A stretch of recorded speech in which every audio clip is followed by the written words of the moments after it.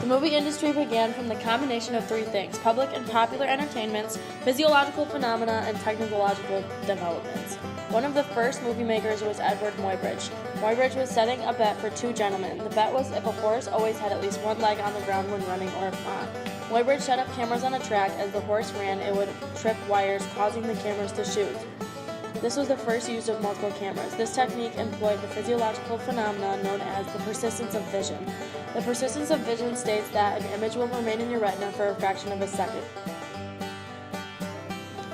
In addition to Muybridge, Thomas Edison was also very invested in the early film industry. Thanks to the help from his employee, William Dickson, he developed the kinetoscope.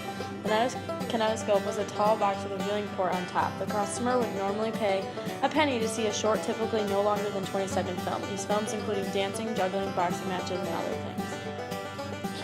In order to meet demand, Edison constructed the Black Maria. The Black Maria was the first movie studio ever constructed in the United States. It was covered in a tar paper and had an open roof. It was also able to spin and turn so they could use the daylight at all points in the day.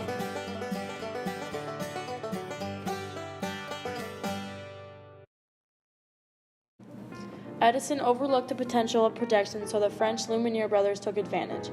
In 1894 and 1895, they invented the cinematograph, which was both a camera and a projector. It was small and convenient, which also allowed the brothers to film in many locations at different angles.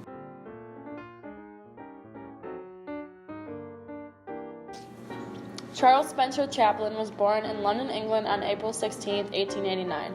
Charles was thrown into his own resources when he was 10 after his father died and him and his siblings had to fend for themselves. Both of the Chaplin's parents were part of the show business, and him and his siblings seem to have inherited their natural talents.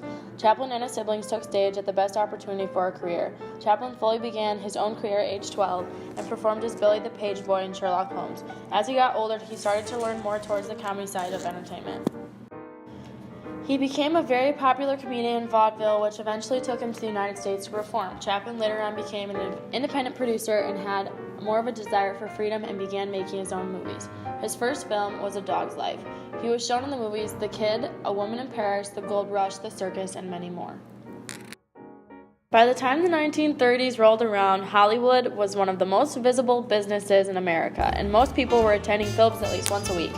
With better sound and film technology being created, the industry was able to pursue new creative decisions, entertaining the golden age of Hollywood's creativity and exploration. Movies like It's a Wonderful Life, The Wizard of Oz, Singing in the Rain, Roman Holiday, Duck Soup, and many more popular films, Gone with the Wind, and Wizard of Oz were the best pictures of the age. The age of New Hollywood began with techniques of the French New Wave. New Wave cinema began in the late 1950s and early 1960s. Filmmakers who utilized this were experimenting with the form, using new editing styles and portable equipment. One of the first American films to utilize this style is the 1967 film Bonnie and Clyde. The film was directed by Arthur Penn and showcased the techniques. The film became highly controversial at the time, with critics either loving or hating it for its new wave influence. However, it became revolutionary for films and directors, giving them more freedom than they had had before.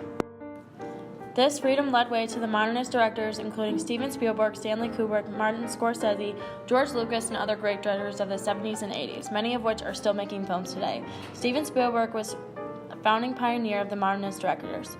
He got his start with the 1975 hit Jaws.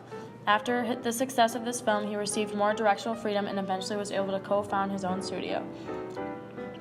Influence of the modernists is seen today. They gave the rise of the summer blockbuster and worked with lower budgets, which they often went over but made back in sales.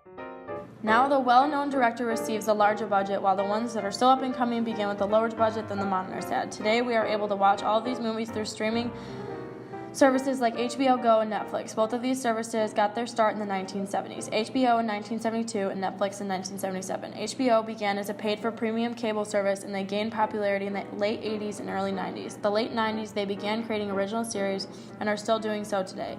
HBO now has multiple channels and their own streaming service.